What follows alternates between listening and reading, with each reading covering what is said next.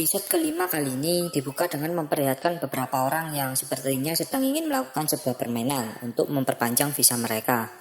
Tiba-tiba Arisu datang dan menghampiri mereka berdua. Di sini Arisu bertanya apakah mereka mengetahui tentang pantai. Bukannya menjawab pertanyaan dari Arisu, mereka malah memilih untuk mengabaikan apa yang Arisu katakan. Dan mereka pun bergegas pergi ke arena permainan. Kemudian episode kelima pun dimulai. Episode kelima kali ini kita diperlihatkan Arisu bersama Yuzaki yang terlihat sedang berkomunikasi satu sama lain. Arisu mengatakan bahwa visa miliknya kini tinggal 3 hari lagi dan dia berencana mencari pantai dengan sisa visa yang dimilikinya.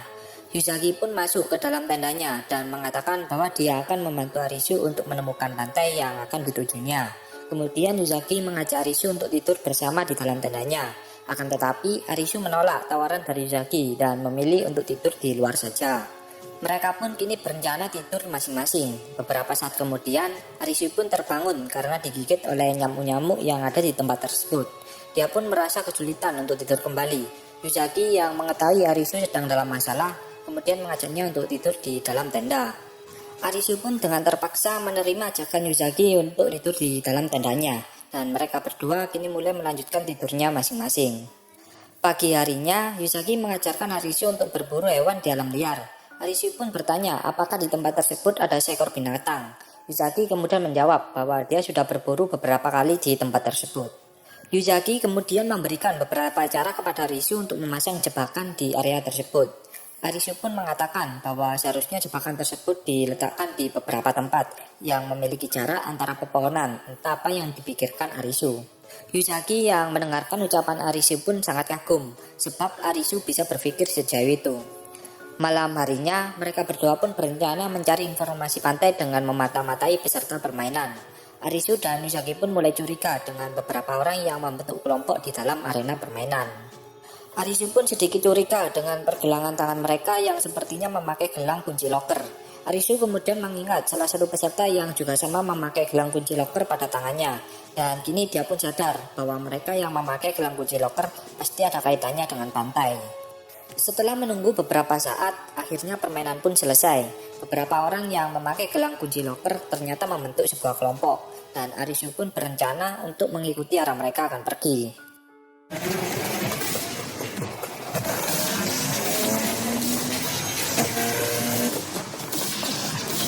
Dan benar saja, ternyata ada sebuah kota kecil yang terlihat kota tersebut dihuni oleh banyak manusia. Dan Arisu pun percaya bahwa tempat itulah yang mereka cari selama ini. Tiba-tiba ada seseorang dari belakang yang melumpuhkan Arisu bersama Yuzaki. Saat tersadar, mereka pun kebingungan ketika melihat beberapa orang di tempat tersebut. Salah satu petinggi di tempat itu memperkenalkan dirinya yang bernama Hater.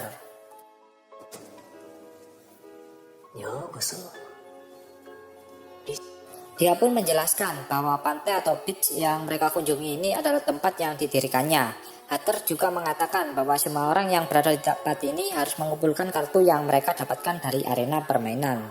Hatter kemudian menunjukkan sebuah gambar kartu kepada Arisu dan Yuzaki. Di sini Hatter menjelaskan bahwa mereka kekurangan kedua gambar kartu, yaitu kartu 7 hati dan kartu 10 hati.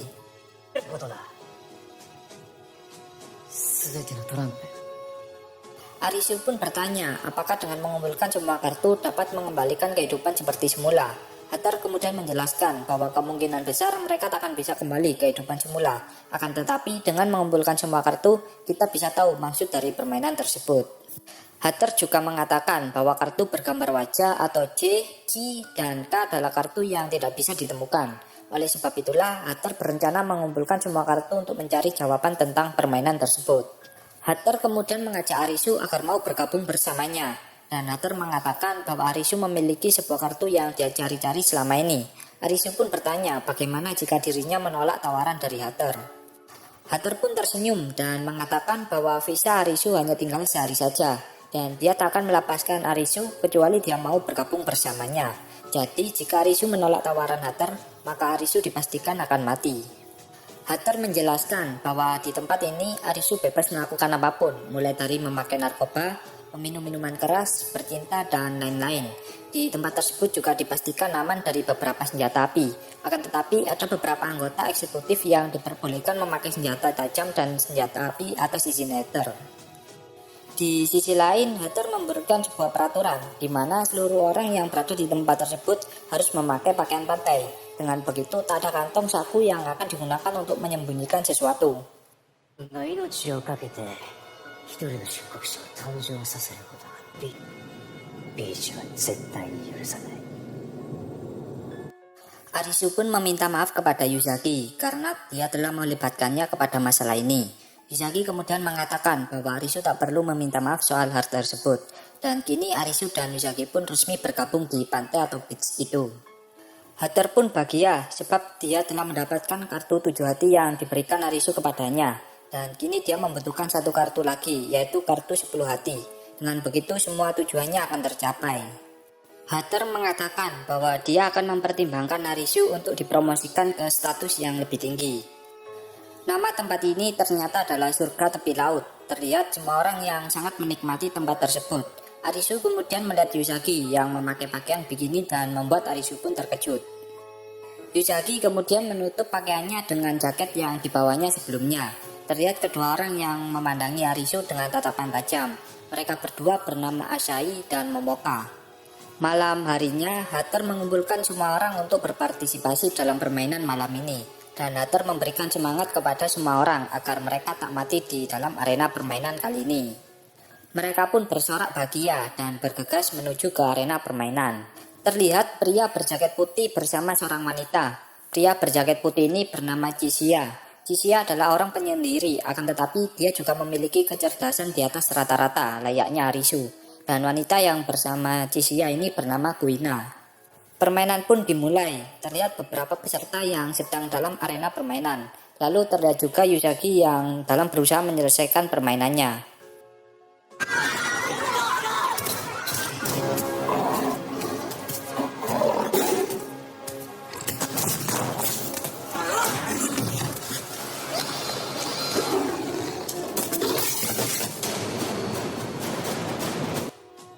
Kembali ke Arisu, di sini dia bersama seorang wanita.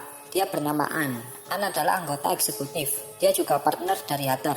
An berencana menguji kecerdasan Arisu pada permainan kali ini.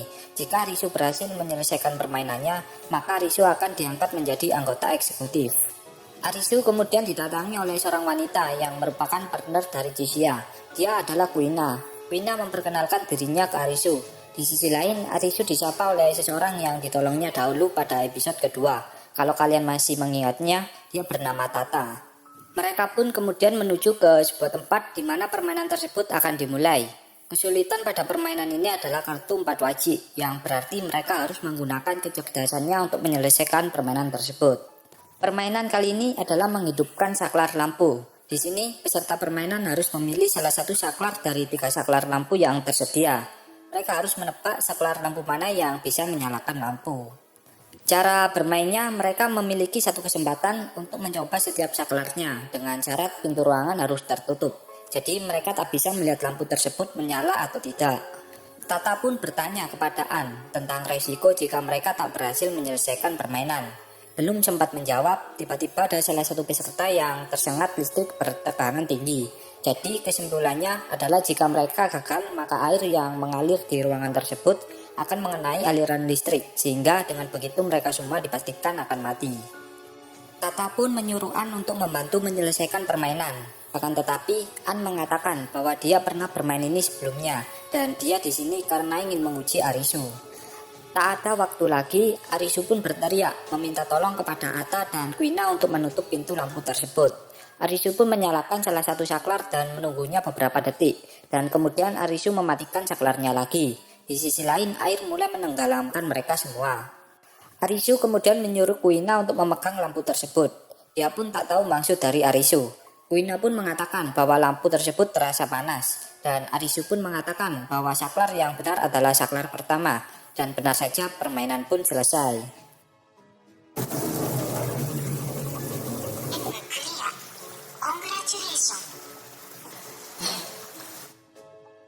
Kemudian diperlihatkan Yuzaki yang tengah mencari keberadaan Arisu. Mereka pun kini kembali bersama lagi. Mereka kemudian mencari tempat untuk menyantaikan diri. Tiba-tiba Kuina datang dan bertanya apakah Arisu dan Yuzaki sedang menjalankan sebuah hubungan layaknya pacaran. Yuzaki pun dengan perasaan malu menjawab bahwa mereka hanya sebatas teman saja. Sad banget cuy hidup Arisu. Tiba-tiba datang sekelompok orang bersenjata yang sepertinya mereka adalah para anggota terpilih yang dikatakan oleh Heather sebelumnya. Kelompok tersebut dinamai dengan nama kelompok militan. Pemimpinnya adalah pria berbodi tentara yang bernama Aguni.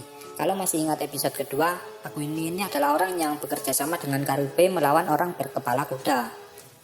Aguni pun bertanya di mana teman Arisu yang bersamanya saat permainan sebelumnya. Ya maksud teman Arisu ini adalah Karube. Arisu pun hanya terdiam, dia tak menjawab. Aguni kemudian menyuruh salah satu anak buahnya yang juga termasuk tangan kanannya. Dia bernama Niragi untuk membawa Yuzaki kepadanya.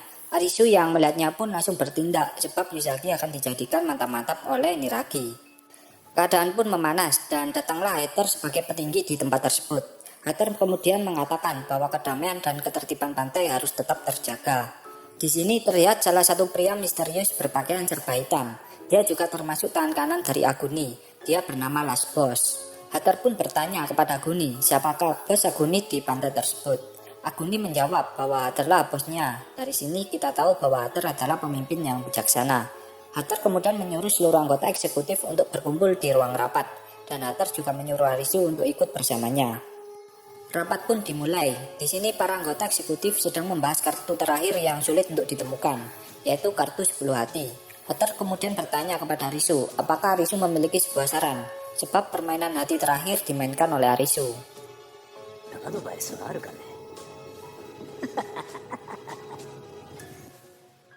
Heather kemudian mengatakan bahwa dirinya akan turun ke dalam permainan untuk mencari kartu 10 hati tersebut.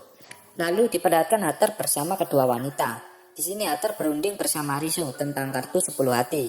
Kalau dilihat-lihat, Heather sepertinya tertarik dengan Arisu. Dia kemudian mengajak Arisu untuk meminum beberapa botol bir. Heather kemudian menceritakan sesuatu kepada Arisu tentang pantai tersebut. Dia merasa bahwa menjadi seorang pemimpin yang adil bukanlah hal yang mudah. Dan episode kelima pun berakhir.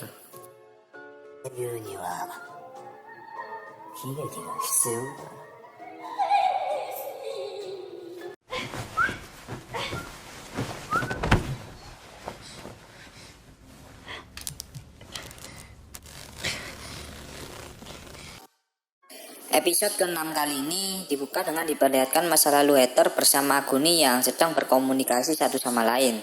Ternyata pendiri dari surga tepi pantai tersebut adalah mereka berdua. Dari sini kita tahu bahwa Heather memang memiliki jiwa kepemimpinan yang luar biasa. Dan episode ke-6 pun dimulai.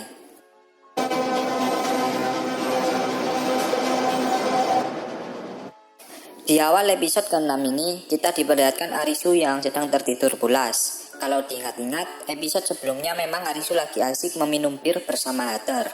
Yuzaki pun datang ke kamar Arisu untuk membangunkannya. Dari sini dapat disimpulkan bahwa Yuzaki sedikit memiliki perasaan kepada Arisu. Yuzaki pun bertanya apakah Arisu mendapatkan informasi semalaman. Arisu kemudian menjawab bahwa dirinya tak mendapatkan informasi apapun. Yuzaki kemudian mengajak Arisu untuk mencari informasi mengenai permainan mematikan ini ke beberapa penduduk pantai. Arisu pun mulai menanyai beberapa orang di pantai tersebut, akan tetapi hasil yang didapatkannya nihil. Hal tersebut pun membuat Arisu mulai frustasi untuk mencari tahu dalang dari permainan tersebut. Yuzaki kemudian mengatakan kepada Arisu bahwa dia ingin pergi ke sebuah tempat, barangkali dirinya menemukan sebuah informasi. Arisu pun menyuruh Yuzaki untuk tetap berhati-hati. Arisu kemudian bertemu dengan Asai dan Momoka yang lagi asik mengobrol.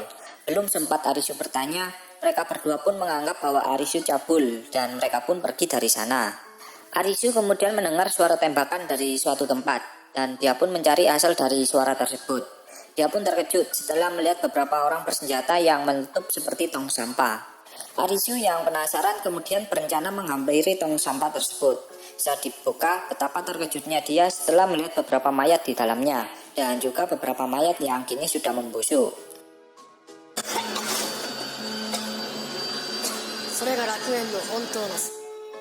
Tiba-tiba, Chishia dan Kuina muncul di hadapan Arisu. Chishia kemudian mengatakan bahwa mereka adalah pengkhianat di pantai tersebut. Oleh sebab itu, para kelompok militan membunuhnya. Di atas atap gedung, Arisu, Chishia, dan Kuina saling mengobrol satu sama lain. Chishia kemudian bertanya kepada Arisu tentang pendapatnya mengenai permainan ini. Arisu pun mengatakan bahwa dirinya ingin mengetahui dalang di balik permainan gila ini. Jisuya kembali bertanya kepada Arisu mengapa dirinya diam-diam mencoba mencari informasi tentang permainan gila ini. Arisu pun menjawab bahwa hal tersebut bukan urusan Jisuya dan Kuina. Lalu diperlihatkan Hater yang bersiap-siap ikut serta bergabung dalam permainan malam ini. Yuzaki kemudian mengatakan kepada Arisu bahwa dia menemukan beberapa informasi bahwa banyak sekali senjata api di tempat tersebut. Arisu kemudian menceritakan ucapan Jisuya kepada Yuzaki bahwa jika Hater tak berada di tempat tersebut, maka tempat ini akan dikendalikan oleh para kelompok militan. Jisuya juga mengatakan bahwa sebelum hal tersebut terjadi, dia akan mengambil semua kartu dan pergi dari pantai ini. Yuzaki pun sempat terkejut dengan apa yang dikatakan Arisu. Malam harinya, terlihat Hater dan beberapa anggota lainnya yang kini sudah tiba di arena permainan. Hater pun bersiap-siap untuk menuju ke dalam permainan tersebut. Kembali ke pantai, terlihat Tata yang sedang tergesa-gesa. Tata pun menghampiri ke ruangan An berada. Ternyata An adalah orang yang suka sekali mengatopsi tubuh manusia. An kemudian memarahi Tata yang masuk tanpa seizinnya. Tata kemudian mengatakan bahwa ada hal penting yang harus dilihat oleh para anggota eksekutif. Lalu diperlihatkan Arisu dan Yuzaki yang berencana masuk ke dalam ruang rapat anggota eksekutif. Akan tetapi Niragi melarangnya.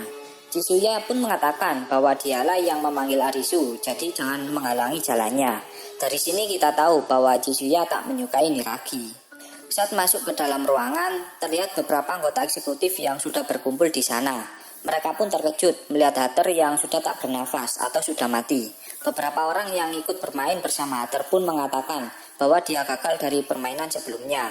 An pun curiga dengan bekas tembakan di dada Hater, sebab yang dia tahu bahwa permainan gila itu tak pernah melibatkan senjata api di dalam permainannya. Para anggota eksekutif pun saling berebut jabatan untuk menjadi pemimpin di pantai itu.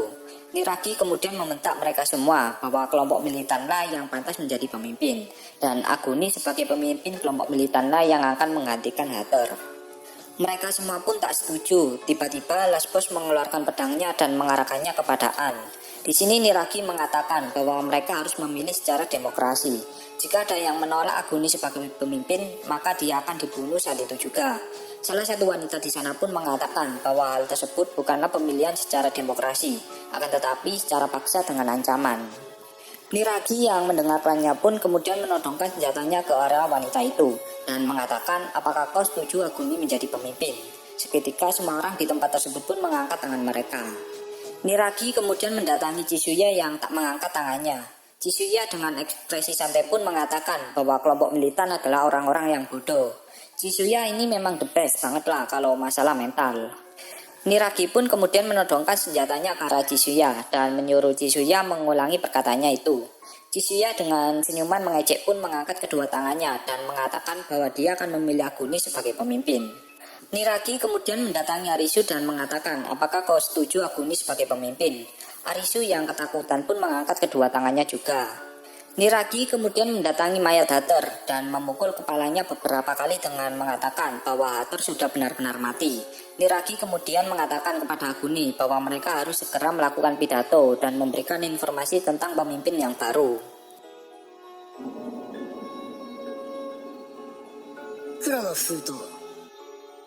Kemudian diadakanlah rapat dengan beberapa anggota eksekutif. Di sini kita tahu bahwa semua kartu yang dikumpulkan di pantai tersebut dimiliki oleh Hater. Dengan kematian Hater, maka semua kartu akan berpindah tangan ke pemimpin mereka yang baru, yaitu Aguni. Jisuya pun memperhatikan raut wajah Aguni ketika melihat amplop hitam yang berisi kode berangkas kartu. Saat selesai rapat, Jisuya menemui Kuina, Arisu, dan Yuzaki untuk menjalankan misi mereka. Jisuya kemudian menyuruh Arisu untuk mengambil kartu tersebut di berangkas yang disembunyikan. Dan Jisuya akan mengawasi pergerakan Aguni saat pidato dimulai.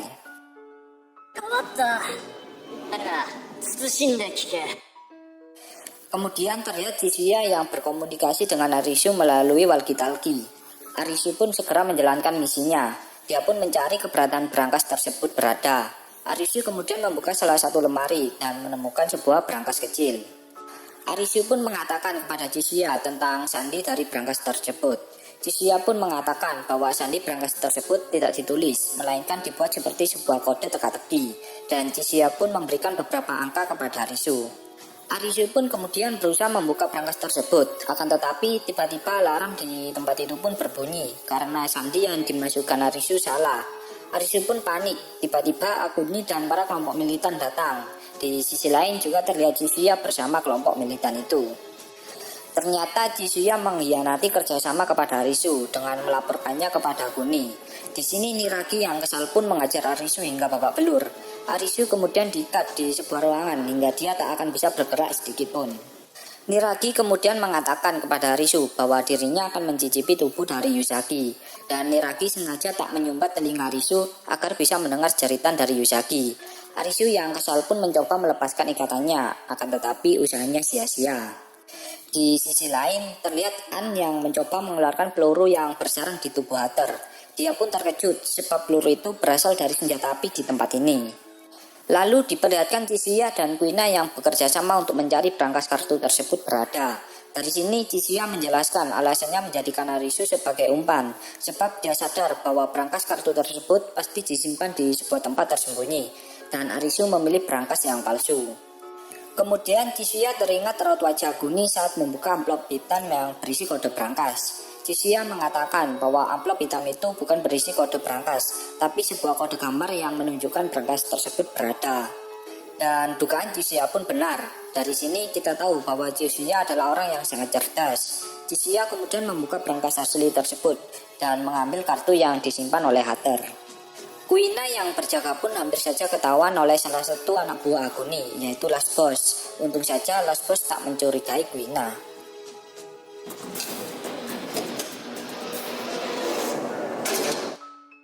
Kembali ke Niragi, di sini dia berusaha melakukan mantap-mantap bersama Yuzaki. Emang bangsa banget si Niragi ini. Niragi kemudian membuka jaket Yuzaki perlahan demi perlahan. Jujur ya, gua awal lihat Niragi sendiri udah emosi banget. Bangsat emang nih orang. なんで法律で禁止されてると思う？だよ。 Tiba-tiba lampu di seluruh ruangan pantai tersebut itu pun mati. Mereka semua pun bingung dengan apa yang sedang terjadi di pantai. Jisuya dan Kuina yang berencana meninggalkan pantai itu pun juga ikut terkejut karena listrik yang tiba-tiba padam dan hidup lagi. Kuina ternyata masih memikirkan keadaan Arisu dan Yuzaki. Dia tak tega melihat mereka berdua. Jisuya kemudian mengatakan bahwa itulah hidup, yang bodoh akan dimanfaatkan oleh si pintar. Saat Kuina hendak melewati gerbang keluar pantai, tiba-tiba Jisuya menghentikannya. Jisuya kemudian melemparkan gelang lokernya ke arah gerbang, dan benar saja gelang tersebut terkena tembakan laser. Jisuya dan Kuina pun terkejut, sebab hal itu berarti bahwa arena permainan kini berada di pantai itu.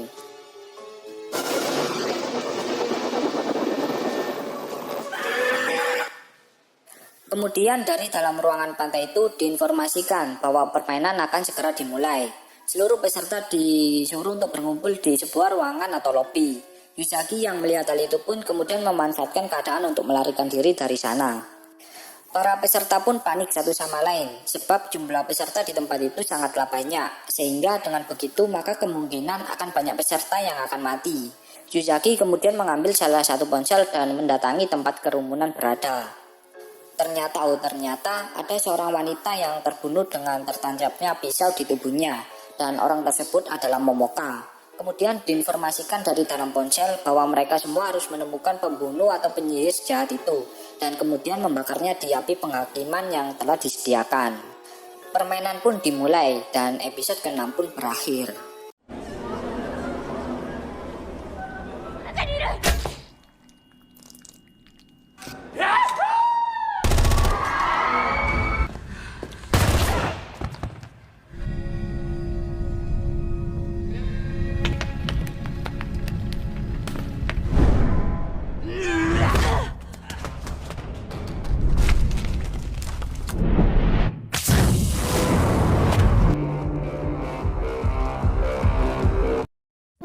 Di cerita sebelumnya, Hater ditemukan dalam kondisi tewas. Hal itu membuat kubu Aguni memaksa untuk menjadi pemimpin yang baru. Meski tidak setuju, para pendukung Hater sebelumnya tidak bisa melawan saat Niragi dan Last Boss, tangan kanan Aguni, mengancam mereka dengan kekerasan dan terpaksa menyetujuinya. Sementara itu, Jisuya mengajak Arisu dan Usagi untuk bergabung dengannya untuk mencuri set kartu Hater lalu kabur. Tanpa disangka Chisiya berkhianat dan mengorbankan Ariso serta Usagi hingga keduanya tertangkap. Lantas apa yang akan terjadi selanjutnya? Mari kita simak alur ceritanya. Suasana di lobi menjadi tegang. Masing-masing pihak saling menuduh yang lain sebagai penyihir.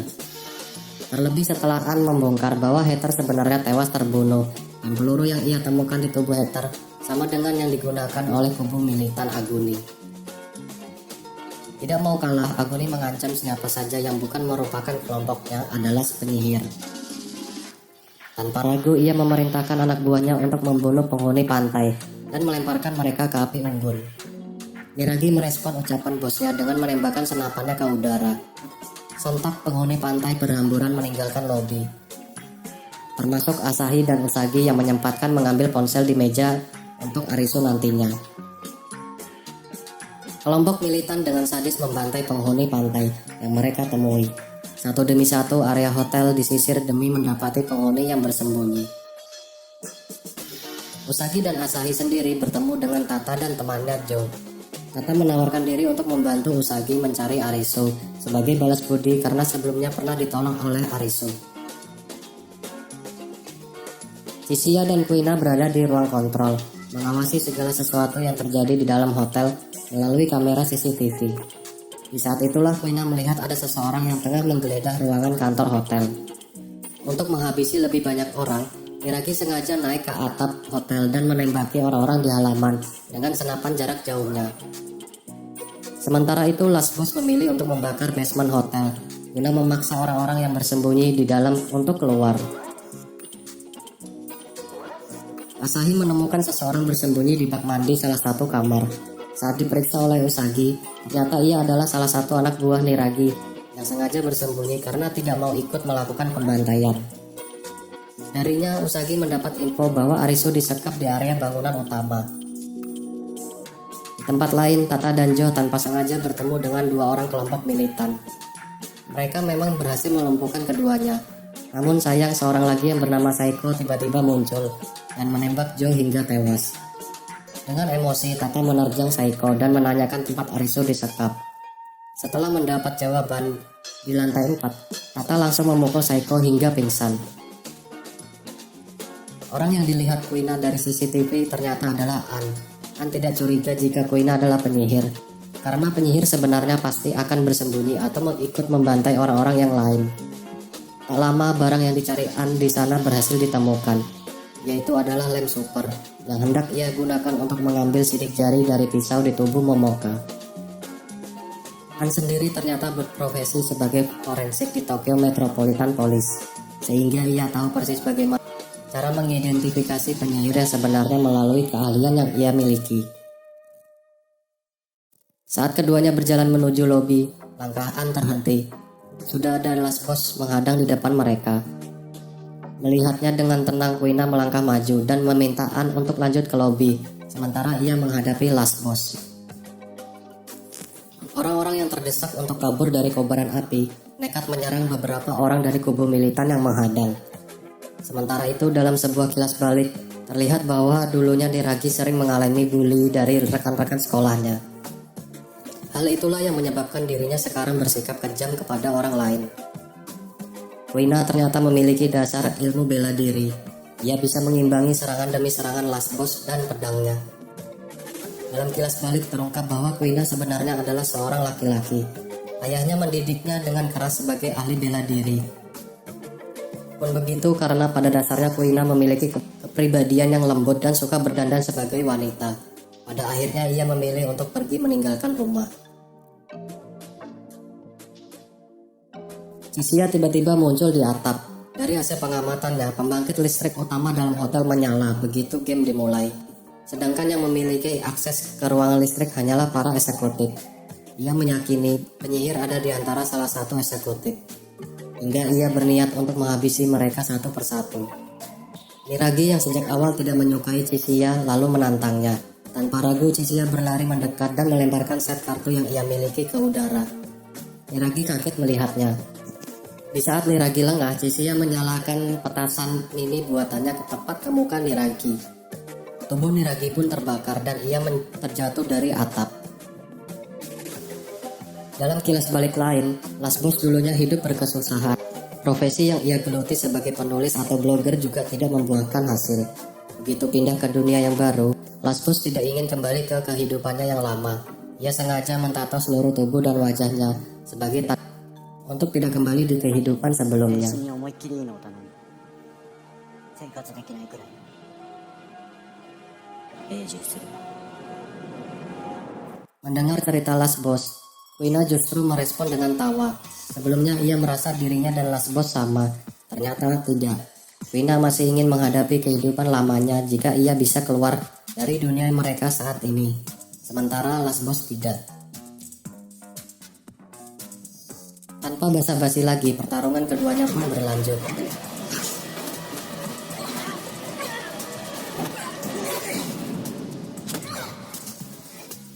Dengan susah payah, Arisu berhasil melonggarkan ikatan lakban di miliknya. Ia lalu berteriak sekuat tenaga meminta pertolongan. Secara kebetulan, Usagi, Tata, dan Asahi berada tak jauh dari kamar tempat Arisu disekap. Usagi kemudian sama-sama mendengar teriakannya. Usaha mereka membebaskan Arisu sempat mengalami gangguan dari dua orang militan, yang untungnya bisa dilumpuhkan oleh Tata dan Asahi. Tanpa membuang waktu, Usagi melepaskan ikatan di tubuh Arisu. Lasbos sengaja memecahkan kaca di lantai untuk menghadang langkah Kuina yang tidak mengenakan alas kaki. Alih-alih gentar, Kuina yang sempat teringat kembali dengan ibunya justru makin mantap dalam menghadapi Lasbos. Serangan Lasbos tidak hanya bisa dihindari, melainkan ia juga berhasil dilumpuhkan. Tata dan Asahi berkumpul di kamar Arisu dan Usagi. Dengan waktu tersisa hanya 30 menit, mereka menjelaskan aturan mainnya dengan cepat pada Arisu. Setelah mendengarnya, Arisu yakin ini adalah permainan yang harus dipikirkan matang-matang penyelesaiannya. Mereka harus berpikir dari sudut pandang penyihir. Usagi mengatakan bahwa jika ia penyihirnya, maka ia akan memilih untuk bergabung dengan kubu militan. Arisu pun ragu. Jika benar seperti itu, kemungkinan besar mereka malah akan saling bunuh. Dari pengalamannya, game bertipe hati biasanya didesain agar pemenangnya menyesal atau tidak nyaman. Sudah banyak penghuni pantai yang tewas di tangan kubu militan. Dua orang diantaranya mulai merasa tidak nyaman melakukan itu semua. Arisu mulai menyadari bahwa mereka seharusnya berpikir dari sudut pandang sebagai game master. Game yang mereka jalani baik dari waktu, lokasi maupun aturan mainnya. Semuanya terasa sudah dipersiapkan. Bukan kebetulan belaka, Arisu yakin Game Master sengaja mengatur itu semua agar kondisi pantai menjadi kacau. Dari hasil analisa sidik jari di pisau, An berhasil mengetahui identitas penyihir. Sayangnya begitu ia keluar dari kamar untuk memberitahukan jawabannya, seseorang dari kubu militan menghantamnya hingga tak sadarkan diri. Arisu tiba-tiba berdiri tegak. Ia mengklaim sudah tahu siapa penyihirnya. Di lobi, pengikut kubu militan dan penghuni pantai yang tersisa saling berhadapan. Aguni memerintahkan anak buahnya untuk membunuh mereka semua. Kendati demikian, beberapa di antaranya sudah tidak mau lagi melakukannya. Melihat hal itu, Aguni marah dan mengancam akan membunuh mereka jika tidak mau menembaki penghuni pantai. Arisu yang dipapah oleh Usagi dan Tata tiba-tiba muncul. Ia meminta agar Aguni dan kawan-kawan bekerja sama dengannya untuk mencari penyihir yang dimaksud. Bukannya mengiyakan, Aguni justru tanpa basa-basi menghajar Arisu. Usagi langsung menuduh Aguni melakukannya karena ia tidak mau ketahuan identitasnya sebagai penyihir. Tanpa disangka, Aguni mengiyakan. Ia bahkan memaksa yang lain untuk membunuhnya. Sebelum itu terjadi, Arisu membantahnya. Ia menyatakan Aguni bukanlah penyihir yang dimaksud. Ia kembali menjelaskan bahwa yang mereka hadapi adalah game bertipe hati. Arisu lalu melanjutkan bahwa yang telah dibunuh oleh Aguni bukanlah Momoka, melainkan Hater. Semuanya pun terkejut mendengarnya. Arisu yakin akan dugaannya itu karena melihat tatapan Aguni yang kosong. Sama seperti saat dirinya pasca melewati game hide and seek yang menewaskan Karube dan Chota. Arisu heran kenapa baru sekarang Aguni menginginkan penghuni hotel dibantai. Faktanya, dengan Aguni dan kelompoknya yang sejak awal memiliki akses terhadap persenjataan, mereka bisa kapan saja mengambil alih pantai, tidak harus menunggu sekarang.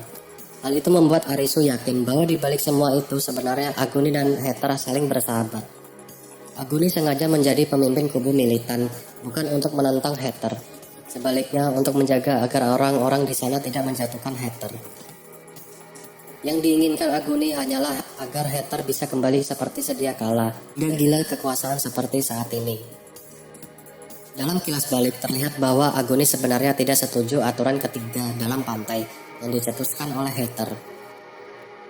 Di malam setelah Hatter memainkan game terakhirnya, Aguni menemui Hatter. Ia merasa Niragi dan kawan-kawan sudah semakin sulit dikontrol. Aguni ingin agar mereka membubarkan pantai. Hatter pun tidak setuju, ia merasa tidak ada yang salah dengan pantai. Sebaliknya, ia justru menganggap Aguni sebagai pengkhianat yang harus dibunuh. Begitu tahu Hatter mengeluarkan pistolnya, secara refleks Aguni menghindar dan menembak Hatter terlebih dahulu. Arisu melanjutkan hasil analisanya.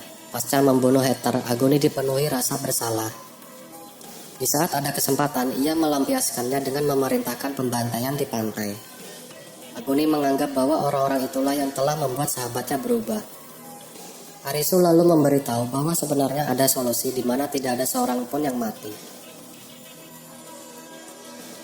Meski belum yakin 100%, Arisu menduga bahwa penyihir yang dicari selama ini adalah Momoka sendiri. Aguni merespon dengan tendangan ke perut Arisu. Ia kembali menyatakan bahwa dirinya lah penyihir yang sebenarnya. Untuk memancing orang-orang di sana agar membunuhnya, Aguni menyerbu ke arah kerumunan dan menyerang mereka. Dalam kilas balik, Aguni memeriksa pistol yang hendak digunakan Hatter untuk menembaknya. Ia terkejut mendapati pistol tersebut ternyata kosong, tidak ada peluru satupun di dalamnya. Di tengah kekacauan, Asahi tiba-tiba menghampiri Arisu dan Usagi. Ia mengatakan bisa menghentikan Aguni agar yang lain punya waktu untuk membawa tubuh Momoka ke api unggun. Tanpa disangka, Asahi melangkah ke tengah lobi, lalu berteriak lantang menyatakan dirinya adalah dealer dari permainan tersebut. Sesaat kemudian, sinar laser dari angkasa menembus kepalanya.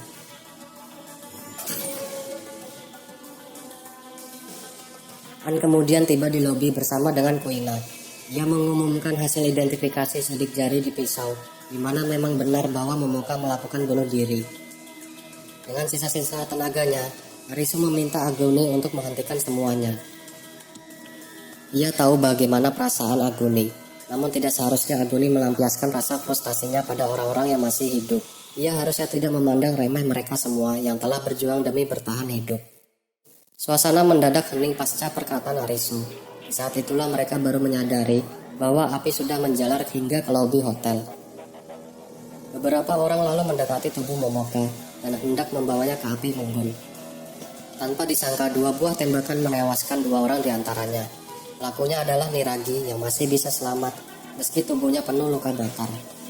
Dengan penuh amarah, ia berniat untuk membunuh orang-orang yang tersisa dan memenangkan game tersebut. Kondisi di lobi pun kembali panik. Semuanya berusaha kabur untuk menyelamatkan diri. Usagi dan Arisu sempat berusaha untuk melumpuhkan Niragi, namun usaha mereka gagal. Sebaliknya mereka kini berada di ujung tanduk. Di saat Niragi hendak menembak mati Arisu dan Usagi, dari samping datang Aguni yang berlari kencang ke arah Niragi. Tembakan Niragi yang mengenai tubuhnya tidak dipedulikan sama sekali. Aguni lantas menerjang Niragi dan keduanya hilang di balik kobaran api. Dengan waktu permainan yang sudah mendekati akhir, An, Kuina dan beberapa orang lainnya lanjut membopong tubuh Momoka dan meletakkan di api unggun. Arisu sendiri sempat menemukan ponsel milik Asahi di samping tubuhnya. Tak lama dengan pemandangan bangunan hotel yang kini terbakar seluruhnya, diumumkan bahwa game telah berakhir dan mereka berhasil memenangkannya.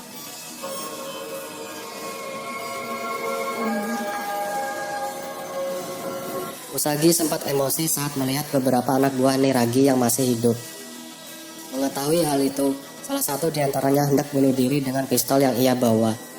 Tidak diduga pistol tersebut ternyata sudah kosong.